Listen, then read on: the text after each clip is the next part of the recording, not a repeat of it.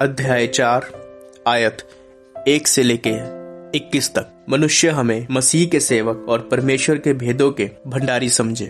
फिर यहाँ भंडारी में यह बात देखी जाती है कि वह विश्वास योग्य हो, परंतु मेरी दृष्टि में यह बहुत छोटी बात है कि तुम या मनुष्य का कोई न्यायी मुझे परखे। वरन मैं स्वयं अपने आप को नहीं परखता, क्योंकि मेरा मन मुझे किसी बात में दोषी नहीं ठहराता, परंतु इससे मैं निर्दोष नहीं ठहरता, क्योंकि मेरा परखने वाला प्रभु है। इसलिए जब तक प्रभु न आए, समय से पहले किसी बात का न्याय ना करो। वही अंधकार की छिपी बातें ज्योति में दिखाएगा, मनों के अभिप्राय को प्रकट करेगा।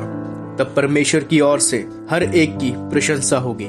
हे भाइयों, मैंने इस बातों में तुम्हारे लिए अपनी और अपुल्लोस की चर्चा दृष्टांत की रीति पर की है, इसीलिए कि तुम हमारे द्वारा यह सीखो कि लिखे हुओं से आगे ना बढ़ना और एक के पक्ष में और दूसरे के विरोध में गर्व न करना, क्योंकि तुझ में और दूसरों में कौन भेद करता है, और तेरे पास क्या है जो तूने दूसरों से नहीं पाया, और जबकि तूने दूसरों से पाया है तो ऐसा घमंड क्यों करता है कि मानो नहीं पाया। तुम तो तृप्त हो चुके, तुम धनी हो चुके, तुमने हमारे बिना राज्य किया, परंतु भला होता कि तुम राज्य करते, कि हम भी तुम्हारे साथ राज्य करते। मेरी समझ में परमेश्वर ने हम प्रेरितों को सबके बाद उन लोगों के समान ठहराया जिनकी मृत्यु की आज्ञा हो चुकी हो, क्योंकि हम जगत और स्वर्गदूतों और मनुष्य के लिए एक तमाशा ठहरे हैं। हम मसीह के लिए मूर्ख हैं, परंतु तुम मसीह में बुद्धिमान हो। हम निर्बल हैं, परंतु तुम बलवान हो। तुम आदर पाते हो, परंतु हम निरादर होते हैं। हम इस घड़ी तक भूखे प्यासे और नंगे हैं, और घूसे खाते हैं, और मारे मारे फिरते हैं, और अपने ही हाथों से काम करके परिश्रम करते हैं।